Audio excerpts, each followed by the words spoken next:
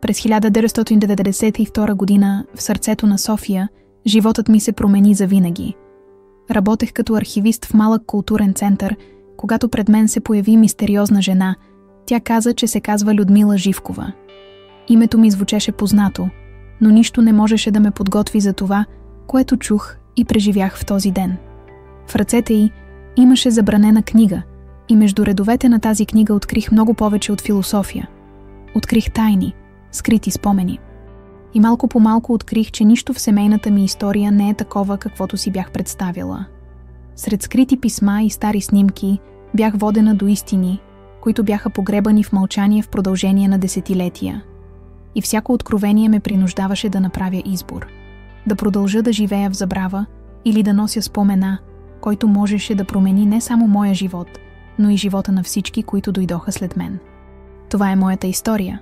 Болезнена, трогателна, за това как една неочаквана среща отвори врати към семейни тайни, които никога не бих могла да си представя. Гледайте до края. Това, което ще споделя, може да промени и вашия поглед върху живота. Оставете харесването си, за да подкрепите моето пътешествие. Абонирайте се за канала и активирайте камбаната, за да не пропускате бъдещи публикации. София винаги е имала особена тишина рано сутрин. Не онази уютната, която човек търси след дълъг ден, а по-скоро тежка, очакваща. Все едно градът сам по себе си задържа дъха си за нещо, което предстои. Беше края на септември, 1992. Падането на режима вече се усещаше не само по телевизията и на площадите, а в очите на хората, пълни с колебание, глад и отчаяние. Живеех с майка ми в една стара кооперация на улица Гладстон, в сърцето на столицата. Апартаментът ни беше малък, студен и миришеше на старо, но това беше всичко, което имахме. Баща ми си беше отишъл година по-рано. Не починал. Просто си тръгна. Без обяснение. Остави само едно писмо и забрана да го търсим. Майка ми го изгоря веднага, но аз успях да прочета последните думи. Не всичко е такова, каквото изглежда. Прости ми. От тогава гледах света с едно на ум. Започнах да се съмнявам във всичко и всички, включително и в себе си.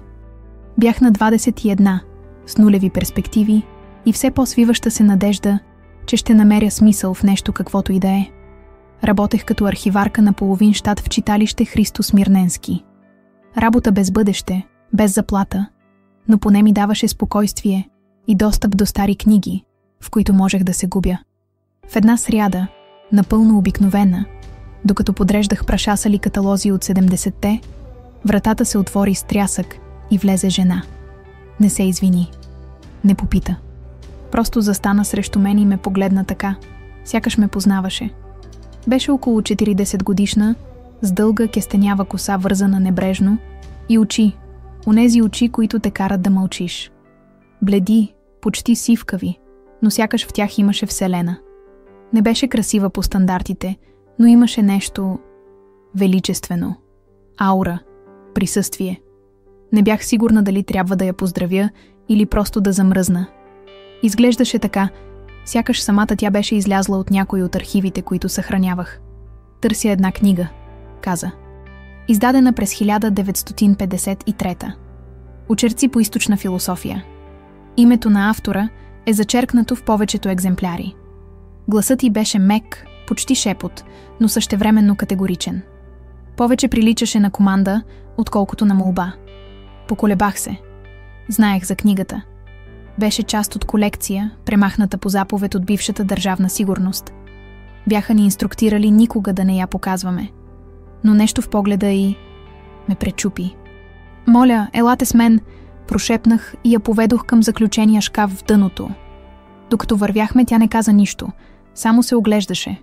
Не с любопитство, със спомен. Все едно вече беше била тук. Отворих шкафа. Тя взе книгата внимателно, почти ритуално. Разлисти я. Усмихна се леко. Благодаря, че не ме излъга. Това място е пълно с хора, които се страхуват от истини. Вие, как знаехте, че я има тук? Аз съм Людмила. Людмила Живкова. Сърцето ми спря. Това име бях го чувала само в новини от миналото. Дъщерята на Тодор Живков. Културната икона. Жената, за която се твърдеше, че е умряла през 81-а. Но Тя стоеше пред мен. Жива, реална, с книга в ръцете си и усмивка, която знаеше много повече, отколкото показваше. Мислех, че сте мъртва, прекъсна ме тя. Така е по-добре за някои хора. В следващите минути ми разказа неща, които никога не бях допускала, че мога да чуя. Не за политика, не за заговори, а за избори. За вътрешни битки. За това как понякога, за да оцелееш, трябва да се откажеш от всичко, което обичаш. Казваше ги сякаш за себе си, но всичко се отнасяше и за мен. За моята загуба. За баща ми. За страха, който не бях осъзнала, че ме държи. Преди да си тръгне, Людмила остави книгата на бюрото ми. Не я пази за мен. Пази я за себе си. Вътре ще намериш повече от философия. Ще намериш пътя обратно към истината си. И изчезна. Също толкова внезапно, колкото беше дошла. Не можех да дишам. Сякаш нещо в мен се беше разместило. Един глас се беше върнал от миналото, за да ми напомни, че и аз имам избор. Че не съм затворник на съдбата си. Не знаех още, че това, което тя беше оставила в ръцете ми, щеше да отвори врата, през която нямаше връщане. Не спах онази нощ. Книгата стоеше до леглото ми, но не посмях да я отворя. Беше като запечатана кутия на Пандора, не за света, а за мен самата. Лежах настрани, с лице към прозореца, гледайки как светлината на уличната лампа рисува сенки по тавана.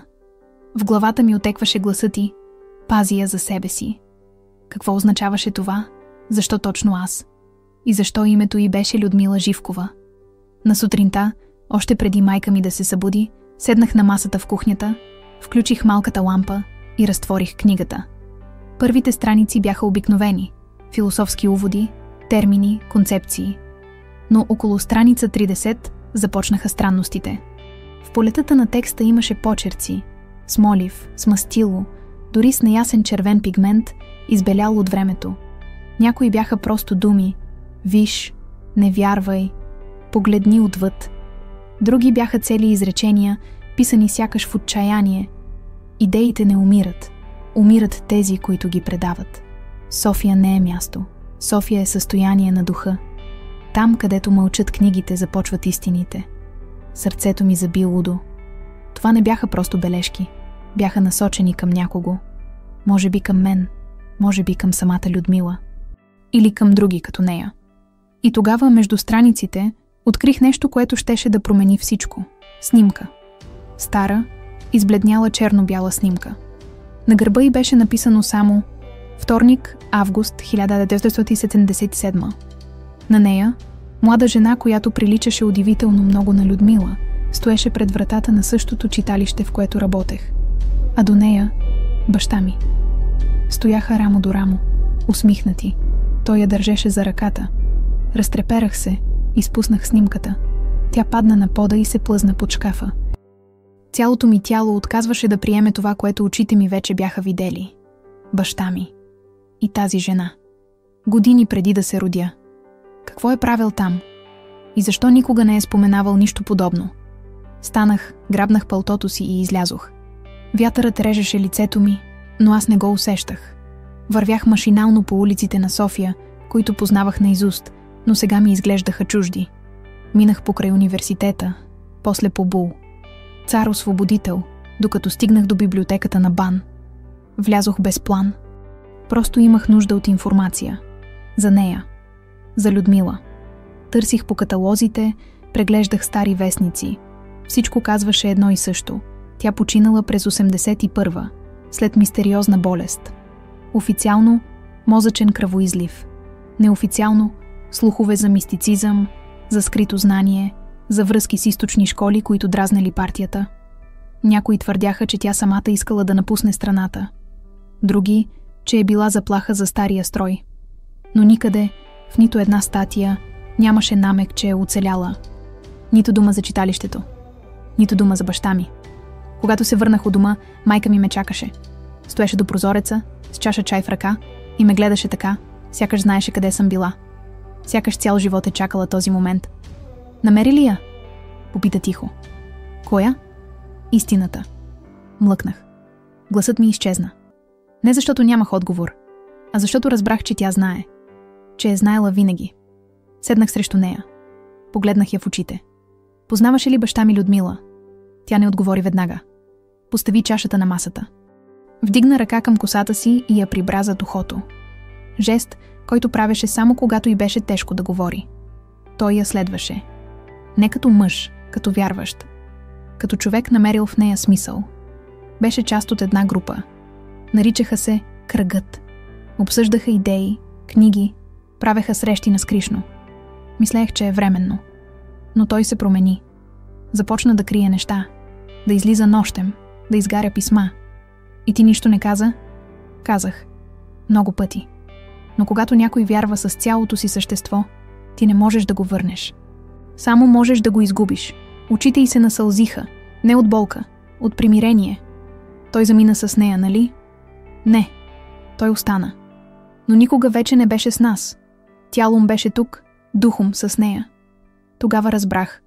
Баща ми не ни беше напуснал заради друга жена. Беше избрал идея. Избрал е да следва нещо, което го е надхвърляло. Но защо Людмила беше дошла при мен? И какво искаше да ми каже чрез тази книга? На следващия ден се върнах в читалището. Тя не беше там. Попитах дали някой е виждал непозната жена с дълга коса. Никой не беше. Все едно беше сянка. Сянка от миналото. Но една сянка оставила следа, която вече нямаше да мога да игнорирам. В дните след срещата с Людмила започнах да сънувам.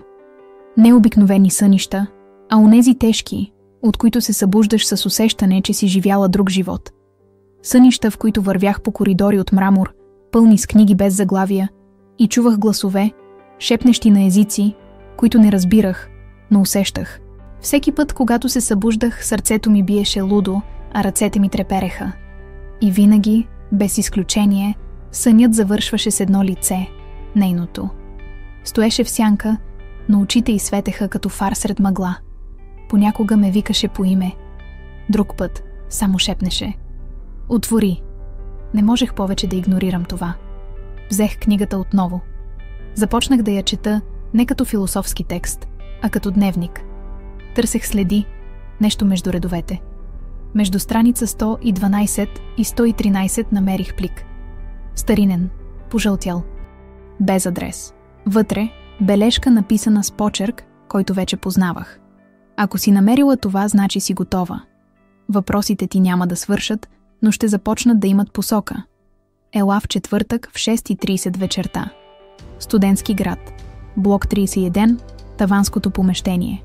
Донеси снимката и паметта си. Погледнах календара.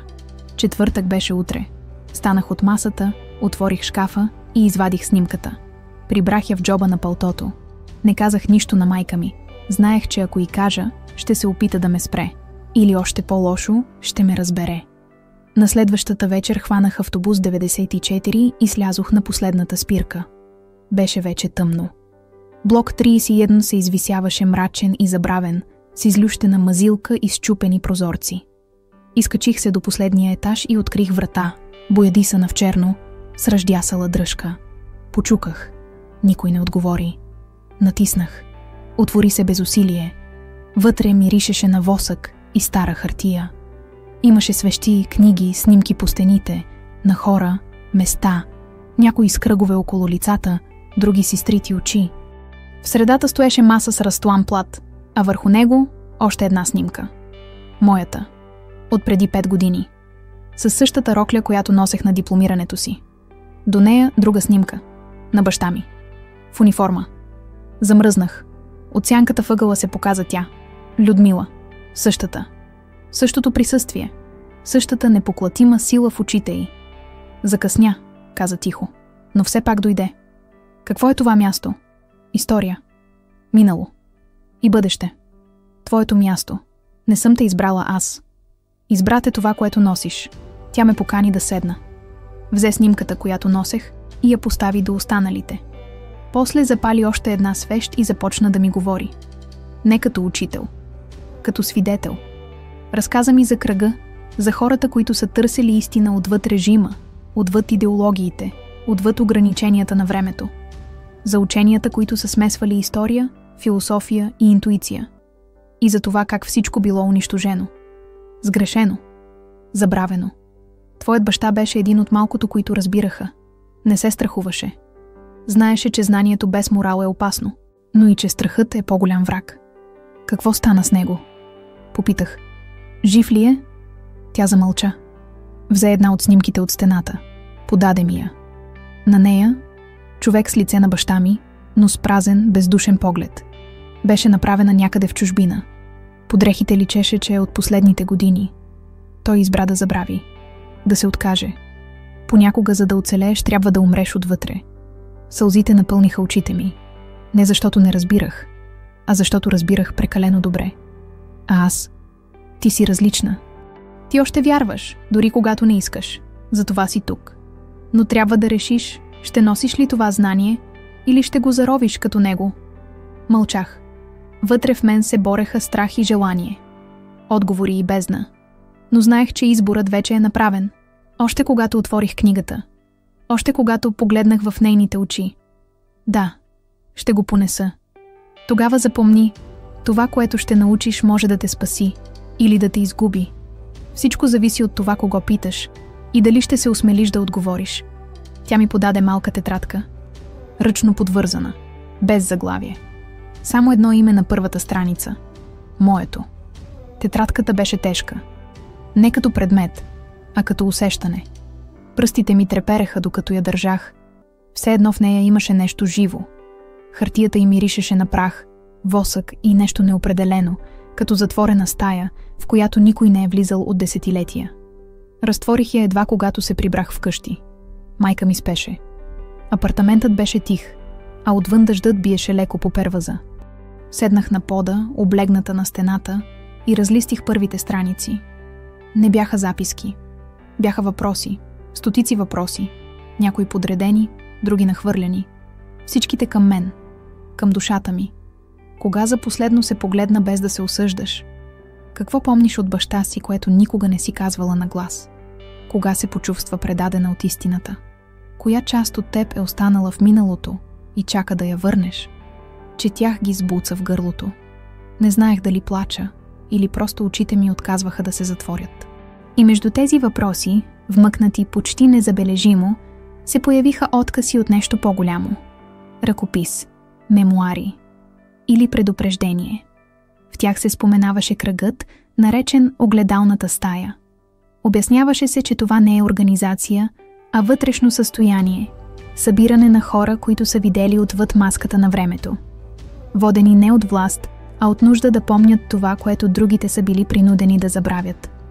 Група, създадена не да променя света, а да не му позволи да се самоунищожи. На една от страниците имаше рисунка, опростен символ, изобразяващ човешко око, в което се отразява огледало. Под него дата – 8 октомври 1977 и една дума – раздяла. Обградих я с пръст. Тя гореше на хартията. Чувствах я, като белег върху гърдите си. Следващите дни минаха като в сън. Не можех да се върна в читалището. Опитах, но Людмила не беше там. Питах за нея. Никой не я беше виждал. Дори документите, които бях виждала на масата й, изчезнаха. Архивите изглеждаха подменени, като че никога не беше съществувала. Само снимката под шкафа остана като доказателство. И тетрадката. Майка ми усещаше промяната в мен. Вечерите минаваха в мълчание. Гледаше ме внимателно, но не питаше. Докато една нощ, докато седях на кухненската маса и преписвах символа от тетрадката върху лист, тя седна срещу мен и прошепна. И аз имах тетрадка. Замръзнах. Какво? Преди да се родиш. Преди баща ти да се изгуби. И аз имах своя тетрадка. Не от Людмила, а от друга жена. Наричаше се Рада. Срещнах я в библиотеката. И тя ми зададе въпроси. И тя ми каза да внимавам какво нося със себе си. Защо никога не си ми казвала? Защото забравих. Или се научих да забравям. Първо идва знанието, после идва страхът. А след страха – отказът. Да се върнеш в нормалното. Но сега виждам, че при теб няма връщане. Мълчах. Тишината между нас беше пълна със смисъл. За първи път разбрах, че историята не започва с мен. И няма да свърши с мен. На следващата сутрин получих плик без подател. Оставен в пощенската кутия. Вътре – малка картичка с гравюра на старо софийско кафене. А на гърба – събота в 8 сутринта.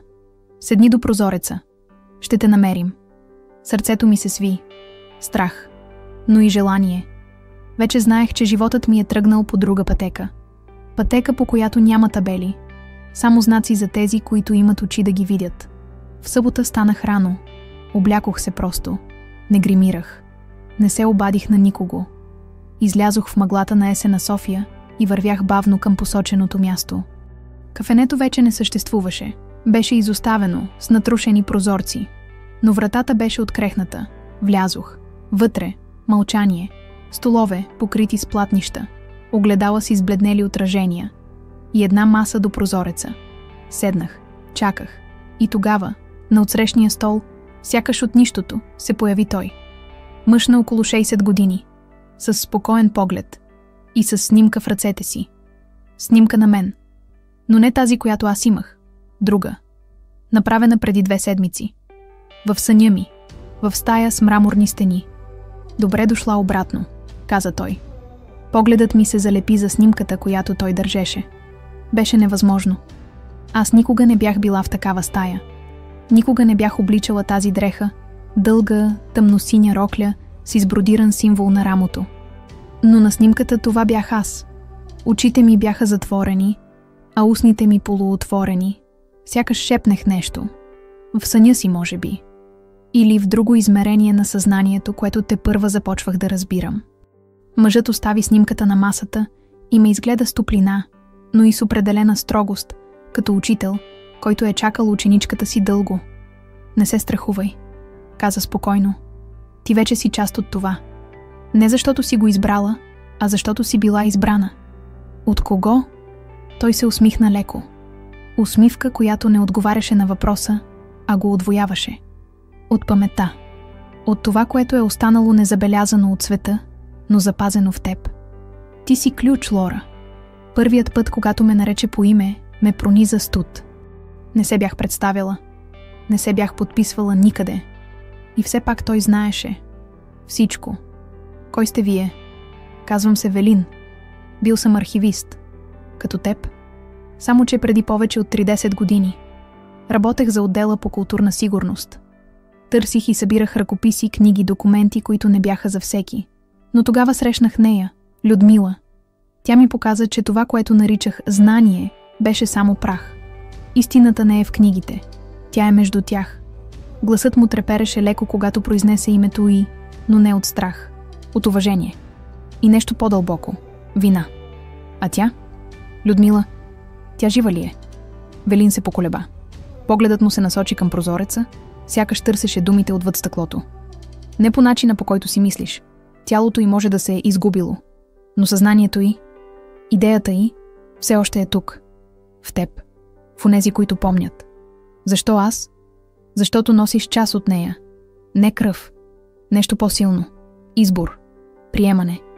Ти не си бягала от въпросите. Ти ги следваш. Това е всичко, което има значение. Огледах кафенето. Всичко изглеждаше застинало във времето, сякаш часовниците тук никога не са били навивани. На рафта зад Велин имаше прашна бутилка мастило, стари порцеланови чаши и книга, която познах веднага – Очерци по източна философия. Същата като в читалището. Само че тази беше отворена и между страниците й нова снимка. Това място... Прошепнах. Какво е то? Кръгът го наричаше първото огледало. Тук започва всичко. Не с ритуали, а с признание. Той посегна към бутилката с мастило, отвори я внимателно и извади от джоба си перо. Напиши името си в книгата, там където е оставено място, ако си готова. Поколебах се. Знаех, че това не е просто подпис. Не беше формалност. Беше завръщане. Към нещо, което някога съм била. Или можех да бъда. Пръстите ми се отпуснаха. Взех перото. Потопих го. Написах Лора Николова. София. 1992. Когато го направих, почувствах леко замайване. Все едно бях прехвърлена от едно време в друго. Велин кимна. Бавно, одобрително. Сега ще започнеш да виждаш. И действително, в следващите дни светът около мен започна да се променя. Не изведнъж. Не магически, а с нюанси. Разговори, които чувах случайно, започваха да имат второ значение. Случайни срещи не изглеждаха вече толкова случайни. Архивите, които подреждах в читалището, започнаха да ми говорят. Не с думи, с връзки. С истории, които се преплитаха. И винаги накрая стигах до едно име. Нейното. Людмила. Започнах да събирам. Записки. Бележки. Символи. Всичко, което светът беше отхвърлил като несвързано, а то беше част от нещо огромно, нещо, което тепърва трябваше да бъде подредено. Една вечер, докато прибирах архивите, забелязах, че една от старите книги липсва. Беше каталог, свързан с Международен културен форум от 1976 година. Проверих регистъра. Никой не го беше заел. Започнах да ровя. И тогава, зад празното място на рафта, открих нова бележка. Истината не е в светлината, а в сенките, които тя оставя след себе си. Подписана Р. Не Людмила, не Велин, а някой друг. Може би Рада, жената, за която майка ми беше споменала. Или някой нов. Във всеки случай, пъзълът се разрастваше. А с него и нуждата ми да разбера къде свършва моят живот и къде започва историята, в която съм въвлечена. Тази бележка промени хода на мислите ми. До тогава вярвах, че светлината е пътят, разкриването, истината, знанието. Но може би точно в сенките, в онова, което не се казва, което се премълчава, се крие същността.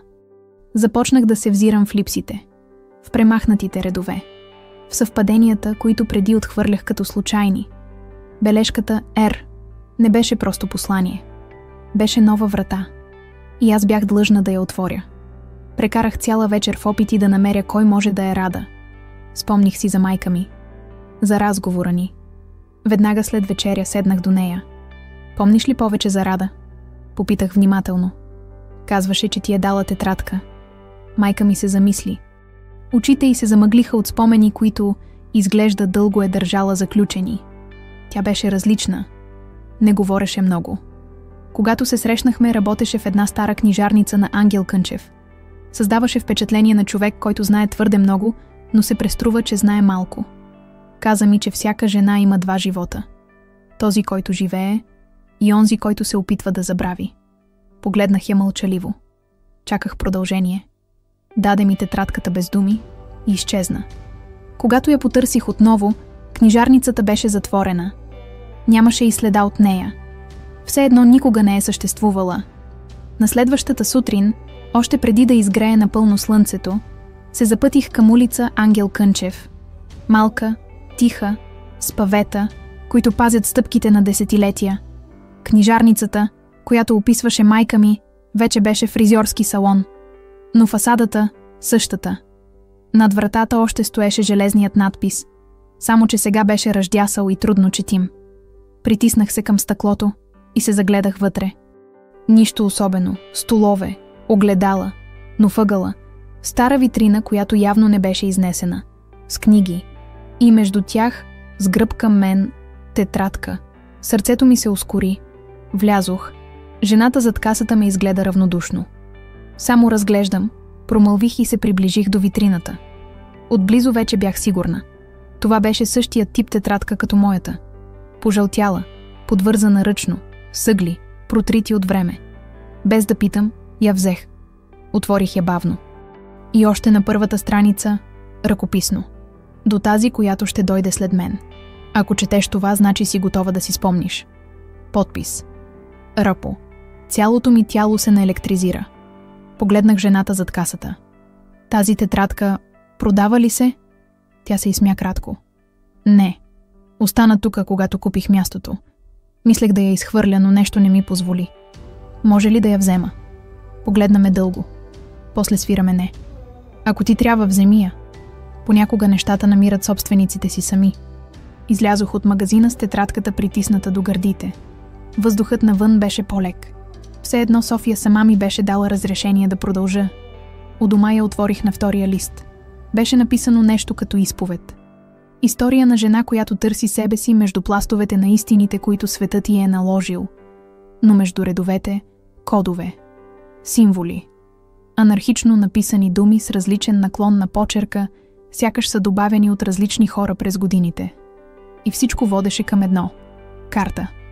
ръчно нарисувана, с контури на тунели, подземия и 3 кръстчета, обозначени с думата «Огледало». На следващия ден занесох всичко на Велин. Срещнахме се отново в същото кафене, където времето беше застинало. «Рада», прошепна той, когато му подадох тетрадката. Тя беше първата, която ни напусна по волята си. Не я убиха. Не я изгониха. Тя просто отказа да помни. Но е оставила всичко. За теб. За нас. За да не се повтори. Тогава той разтвори задния капак на тетрадката и извади малък ключ. Старинен. С формата на око в основата. Време е да отидем там. Къде? Той постави ключа в ръката ми. В архивите. Но не онези, които хората виждат, а в огледалото под тях. Същата вечер с фенерче в джоба и сърце, което не можеше да бъде укротено, тръгнахме към старата сграда на Националната библиотека. Влязохме през страничен вход. Велин отключи врата, която приличаше на шкаф, но водеше надолу, по стълби от камък, които миришеха на влага, история и нещо, което не мога да опиша с думи. Накрая на стълбите нова врата. Със същия символ като в тетрадката – око с отражение. Тук започва това, което вече не можеш да върнеш, каза той. Пъхнах ключа в ключалката. Завъртях. Вратата изштрака. И се отвори. Вратата се отвори с бавно, скърцащо движение, сякаш самото време се беше запънал да пусне някого обратно. Миризмата вътре беше различна от всичко, което бях усещала досега. Смесица от влага, метал, восък и прах, но не от онзи обикновения, а прах, натрупан върху тишина. Влязохме. Велин запали стара газена лампа, която висеше от кука на стената. Светлината й хвърли златисти сенки върху стените, разкривайки редици рафтове, препълнени с тетрадки, писма, снимки и свитъци, всеки надписан с инициали, дати и странни символи. Това е истинският архив, каза тихо Велин. Тук пазим онова, което никой не трябва да знае. И точно за това, то е най-важното. Погледът ми се спря върху една стъклена витрина в дъното на залата. Вътре, малка, черна кутия. Без надписи, без украса. Само ключалка. И до нея още една снимка. Людмила, но различна. По-млада, по-уязвима. С коса вързана на плитка и очи пълни с тъга. До нея стоеше жена, която не познавах, но чийто поглед разпознах веднага. Рада. Велин отвори витрината с втори ключ. Извади кутията и ми я подаде. Тежеше, макар да изглеждаше малка. Когато я отключих, вътре имаше един единствен предмет – огледало. Кръгло, с рамка от дърво, в която бяха издълбани същите символи като в тетрадката. Погледнах в него и за миг сякаш времето се сви. Не видях отражението си. Видях баща си. Стоеше в същата стая, в която бях. Но беше сам. Млад. Облечен в костюм, държейки същата тетрадка като моята. Говореше нещо, но не чувах думи. Само усещах болка. И вина. Изведнъж сцената се промени. Видях Людмила. Седеше на същата маса, на която бях седнала с Велин в кафенето. Само че беше сама. Пишеше нещо. Очите й се напълниха със сълзи. После всичко угасна. Изпуснах огледалото. Велин го хвана на време. Това, което видя, не е измама. Това е памет. Тази стая е жива. Тя помни всички, които са били тук. Всички, които са избрали да не забравят. Седнах на един стар дървен стол, неспособна да говоря. Усещах, че всичко, което съм вярвала за живота, е било само фасада. Че баща ми не ме е напуснал от слабост, а от тежестта на знанието. Че Людмила не е изчезнала, а се е скрила зад истината. И че аз съм тук не по случайност, а защото паметта има нужда от продължение. Има още нещо, каза Велин. В тази стая има врата, която никога не сме отваряли. Зад нея е архива на архива. Там са писмата на онези, които никога не се върнаха. Сред тях има едно подписано ЛЖ. Мислех, че никога няма да се наложи да го отворим. Но след като си тук, станах бавно. Ръцете ми трепереха. Последвах го по тъмен коридор, който водеше до масивна метална врата. Ключалката й беше стара, почти износена. Велин я отключи и ни пусна вътре. Стаята беше малка и тиха. Само един шкаф. Едно бюро. И едно писмо, оставено върху кадифена кърпа. Подписано «Лъже кажи», разпечатах го. Почеркът беше плавен, ясен, красив. Вътре пишеше: ако четеш това, значи си стигнала края на първото си търсене.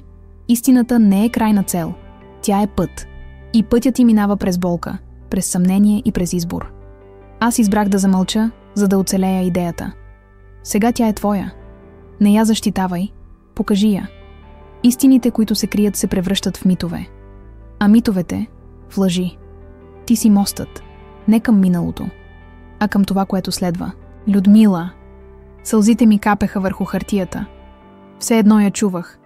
Все едно беше до мен. Всички страхове, всички съмнения, които ме бяха преследвали от момента, в който тя се появи в читалището, сега се сляха в едно чувство – признание. Аз бях част от това. И вече не можех да се върна назад. Какво ще стане сега? Прошепнах. Велин се приближи. Взе писмото и го постави обратно върху кърпата. Сега започва твоето време. Ще се наложи да водиш, да записваш, да пазиш, да избираш на кого да предадеш това, което носиш. Излязохме от стаята. Когато вратата зад нас се затвори, усетих, че някаква част от мен е останала вътре. Не като загуба, а като основа. Като начало. На излизане от архива Велин ми подаде нова тетрадка. Чиста. Без нищо по нея. Тази е твоята. Истинската. Какво да напиша първо? Това, което никога не си казвала на глас. Отидох си у дома онази вечер с рамене, по-тежки от света, и сърце, по-светло от всичко, което някога съм носила. Седнах на масата. Отворих тетрадката. Взех химикал и написах: срещнах я. Людмила Живкова. Тя не беше призрак. Беше отговор и начало. С всяка следваща страница, която изписвах в новата тетрадка, усещах как тежестта от плещите ми се превръща в основа. Нещо, върху което можех да стъпя. Вече не се страхувах от тишината. Напротив, започнах да я търся. В нея чувах думи, които никой не казваше. Истории, които никой не си позволяваше да си спомни. И започнах да ги записвам. Първо бяха фрагменти. От сънища, от спомени, от неразбрани срещи, които сега добиваха смисъл. После се превърнаха в цели изречения. Диалози, лица. Всяка страница от тетрадката ми започна да изглежда като врата. Към други. Към онези, които също бяха били част от това. И един по един те започнаха да се появяват. Първият беше мъж на около 50, с очи, които сякаш никога не мигат. Казваше се Георги. Веднага след като му споменах Людмила, той млъкна, погледна ме дълбоко и попита: пази ли огледалото? Кимнах. Тогава не си сама. И никога няма да бъдеш. После беше една жена на средна възраст, която работеше в реставрационното ателие на Националния исторически музей. Казваше се Десислава. Когато й показах символа от тетрадката, тя се разплака. Извади от чантата си стар плик с изрезки от вестници, писма и малка брошка. Същата форма като символа, но изработена от сребро. Подаде ми я с думите: държала съм я 20 години.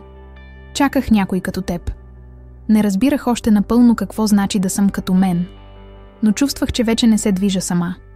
Че стъпките ми отекват в коридори, в които някой е минавал преди мен и е оставил знаци по стените, за да намеря пътя.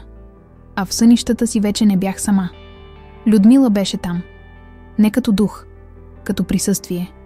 Сякаш тишината й ми говореше повече от всяка дума. Една вечер, докато седях на покрива на кооперацията ни, гледайки светлините на София, майка ми се приближи до мен. Седна до мен, без да говори. Подаде ми стар албум. Вътре снимки от годините, в които тя и баща ми бяха млади. Сред тях една, която никога не бях виждала. Людмила, баща ми и майка ми, тримата заедно, в градината на читалището. Защо си ми я крила? Не бях готова да я виждаш. А сега виждам, че е била за теб, не за мен. Значи ти също си била част от това? За кратко, баща ти ме въвлече. Но аз се уплаших. И се отдръпнах. А той остана. Той вярваше. До самия край. Загледах се в снимката. Те изглеждаха млади, спокойни, свободни. Но в очите им вече се виждаше сянката на онова, което щеше да ги разкъса. Защо го остави? Не го оставих. Просто спрях да го следвам. И когато спреш да вървиш редом с някого, разстоянието неусетно става прекалено голямо. Тогава осъзнах нещо, което не бях допускала. Понякога предателството не е действие, а бездействие. И понякога любовта не спира, просто остава сама в края на пътя. На следващата сутрин получих нова бележка. Този път не в пощата, а пъхната под вратата ми. С бърз, почти детински почерк на нея пишеше: "Храмът е отворен. Петък. Полунощ. Под пода на залата на Съюза на писателите. Ти знаеш къде." Не знаех, но сърцето ми знаеше. В петък вечерта, малко преди полунощ, се промъкнах през страничния вход на Съюза на писателите. В залата беше тъмно, прашно, със сцена, която отдавна не бе приютявала думи. Влязох с фенерче и се огледах. Под пода потърсих нещо необичайно и го намерих.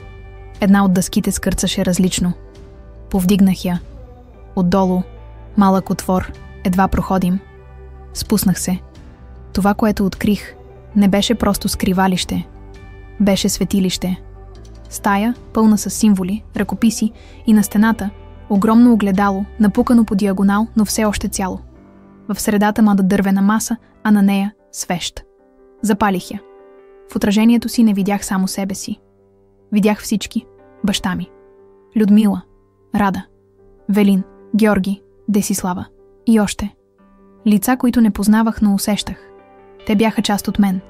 Или аз, част от тях. Знаех, че ще дойдеш. Прозвуча глас зад мен. Обърнах се. Велин. Със същия поглед. Със същата тетрадка. Време е, каза. За какво? Да продължиш. Когато Велин ми каза "Време е да продължиш", не разбрах напълно какво има предвид. Но в следващите седмици започнах да усещам отговорността, която това означаваше. Това не беше мисия. Не беше някакъв свещен дълг, както в книгите. Това беше нужда. Като дишане. Като вътрешна необходимост да съхраня това, което никой друг не искаше да признае, че е съществувало. Велин ми показа как да се грижа за архива, как да подреждам ръкописите, да дешифрирам старите кодове, да разчитам символите, оставени като следи през десетилетия. Архивът не беше просто стая. Той беше жив организъм. Докосвах се до документи, писани от хора, които не познавах, но усещах като част от себе си. Женски ръкописи, писма без адресати, изповеди на мъже, загубили всичко, за да запазят идея. И всеки един от тях беше оставил място. Празен лист, празна страница, за онзи, който ще дойде след него. Тогава разбрах. Това не беше само за мен. Това беше и за тези, които ще дойдат след мен. Започнах да търся хора. Също като мен. Тези, които усещах в очите им нуждата да помнят. Които не бяха намерили своята тетрадка, но вече я носеха в себе си. И им я давах. Не всички я приемаха. Някои я отхвърляха с ужас, други с сълзи. Но най-ценните я поемаха с треперещи пръсти. И въпроса, който аз някога бях задала: защо аз? И винаги им отговарях така, както Велин беше казал на мен. Не защото си избран, а защото си запомнил. Една вечер, докато пренареждах кутиите в задната част на архива, открих дневник. Много стар. С заглавие на корицата. Летописът на огледалата.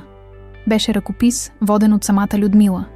Вътре имаше дати, имена, описания на събития, срещи, сънища, символи.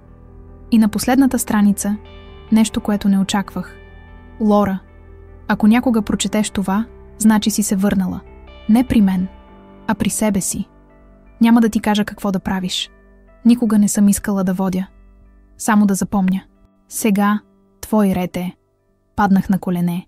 Държах книгата като съкровище.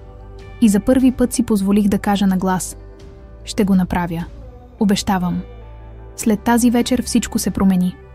Когато отидох в читалището, стаята, в която за първи път я бях срещнала, беше заключена. Попитах библиотекарката. Каза, че такава зала не съществува. Никога не е съществувала. Казах и, че съм работила там. Тя ме изгледа със съжаление. Госпожице, вие сигурно бъркате. Тук никога не е имало такава стая. Почувствах студ. Но и нещо друго – знание. Стаята не беше изчезнала. Просто вече не беше нужна. Беше си свършила работата. На връщане към дома минах покрай старата книжарница на Ангел Кънчев. Сега беше магазин за антики. Във витрината, същата витрина, в която бях открила тетрадката на Рада. Само че сега в нея имаше нова тетрадка. Беше моята. Същата подвързия, същият цвят и бележка до нея. До следващата. В този момент разбрах всичко. Не беше важно дали ще ме помнят, дали ще знаят името ми.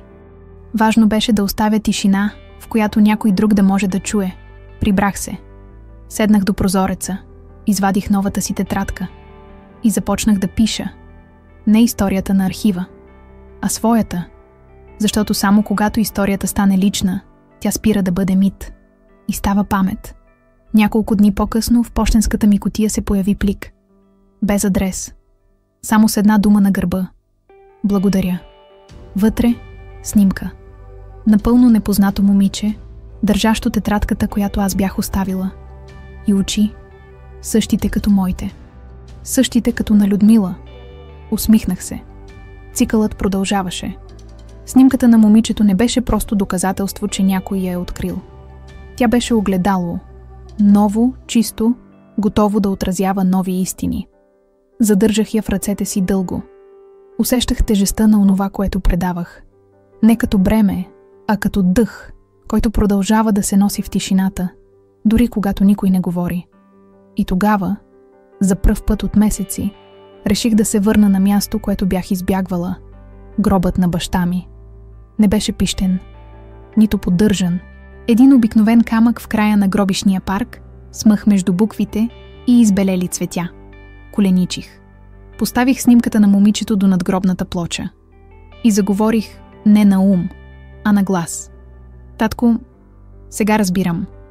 Не беше предателство. Беше избор. Ти не избяга от мен. Избра да не ме въвлечеш. Да ми дадеш шанс да намеря пътя си сама. И сега знам, че никога не си тръгвал. Бил си в знаците, в мълчанията, в символите, в мен. Вятърът се усили. Листата край мен затанцуваха. Усетих, че не съм сама. Нищо в онзи момент не беше видимо. Но всичко беше истинско. Върнах се в апартамента, в който с майка ми все още живеехме. Намерих я в хола, заспала с отворена книга в скута. Загледах се в лицето й, спокойно, отпуснато. Не жената, която беше носила болка, а жената, която бе преживяла всичко, за да може аз да запомня. На следващата сутрин казах, че ще напусна апартамента. Не защото бягам, а защото дойде време да се отделя. Да заживея там, където ще мога да пазя и предавам. Велин ми даде ключовете от малка къща в покрайнините на София, някога принадлежала на учител от кръга. Старата постройка имаше нужда от грижа, но беше пълна с история. С прозорци, през които влизаше утринна светлина, и с мазе, в което още се пазеше архив от книги и тетрадки, чакали да бъдат разчетени. Започнах да каня хора. Не много. Само тези, които идваха сами. Понякога стояхме в тишина. Друг път разговаряхме дълго, без да стигаме до изводи. Но винаги си тръгваха с тетрадка. И със знак, че някой е видял в тях онова, което самите те още не са се осмелили да признаят. Един ден вратата се отвори и на прага застана младо момче. Изглеждаше объркано, но в очите му имаше онази тръпка, страх и копнеж едновременно. Подаде ми хартиен плик. Вътре лист с 3 думи. Тя е жива. Погледнах го. Не каза нищо. Само се усмихна и си тръгна. Не знаех какво означава. Дали беше за Людмила, дали за Рада, или за самата идея. Но усетих как гърдите ми се изпълниха с нещо топло. Да, тя е жива. Не като човек, а като присъствие, като път, като памет, която никой не може да изгаси. По-късно същия ден Велин ме посети. Беше по-слаб, по-сив, с поглед, който вече не търсеше, а отдаваше. Времето ми свършва, каза спокойно. Но не ме е страх. Видях какво става, когато хората започнат да помнят. Видях теб. И ми стига. Подаде ми малка дървена кутия, същата като онази с огледалото. Но тази беше празна. За теб е. Сложи вътре това, което искаш да остане. Какво да сложа? Той се усмихна. Истина. Когато си тръгна, усетих, че го виждам за последен път. И наистина, Няколко дни по-късно получих съобщение от Георги. Велин почина тихо, в съня си, до тетрадката си. Погребението беше скромно, без речи. Само няколко души от кръга. Всеки постави по нещо върху ковчега. Аз оставих кутията, все още празна, но пълна със смисъл. Вечерта седнах отново пред прозореца. Градът се разстилаше пред мен като стара карта. Вече не ме плашеше. Беше дом. И аз бях част от него. Не с името си, а с историята си. С пътя, който бях изминала. И с онова, което щях да оставя. Започнах нова тетрадка. Първото изречение беше просто: София, 1992. Когато срещнах Людмила Живкова и тя ми разкри тайна, която промени живота ми. Последната тетрадка, която започнах, не беше за тайни. Беше за памет. Памет чиста, неподправена, съхранена не в думи, а в усещания. Нарекох я дъхът на сенките, защото разбрах.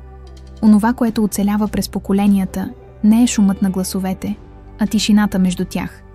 И в тази тетрадка записвах не само събитията, а и мълчанията, погледите, думите, които не смеехме да кажем, но чувствахме в гърдите си като тътен на буря. През зимата на 93-та дойде първият ученик.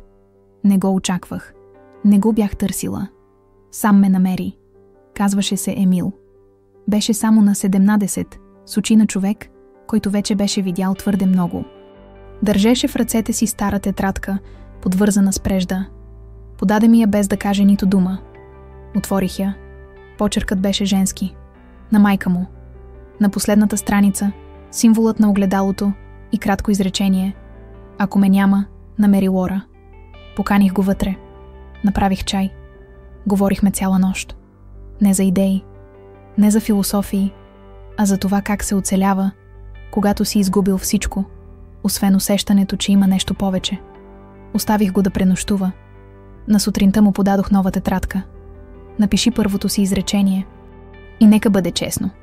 Той написа: Не знам защо съм тук, но усещам, че трябва да остана. И остана. От този ден къщата започна да се променя. Превърна се в място на търпение. На уроци, които не се преподават, а се усещат. Когато някой си тръгваше, оставяше нещо след себе си, дума, рисунка, снимка, понякога само една тишина, толкова плътна, че оставаше като отпечатък по стените.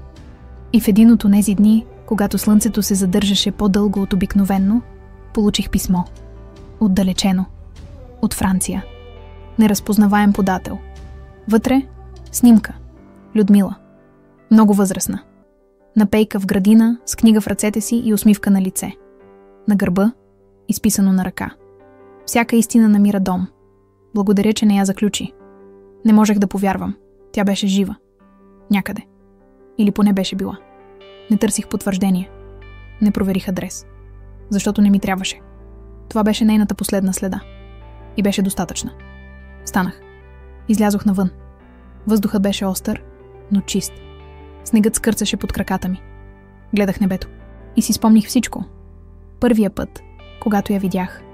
Книгата, тетрадката, огледалото, архивът, снимката на баща ми, писмото. Всичко. И тогава разбрах, животът ми никога не е бил случайен. Не защото съм специална, а защото някой някога е решил да помни и ме е направил част от това. Вечерта, когато Емил запали камината и започна да чете на глас от старата тетрадка на майка си, се загледах в пламъците. Те не се движеха. Те танцуваха, като сенките в архива. Като историите, които никога не са имали нужда от сцена, само от сърце, което да ги носи. Когато си легнах, не написах нищо ново. Само отворих последната страница на последната си тетрадка и оставих я празна.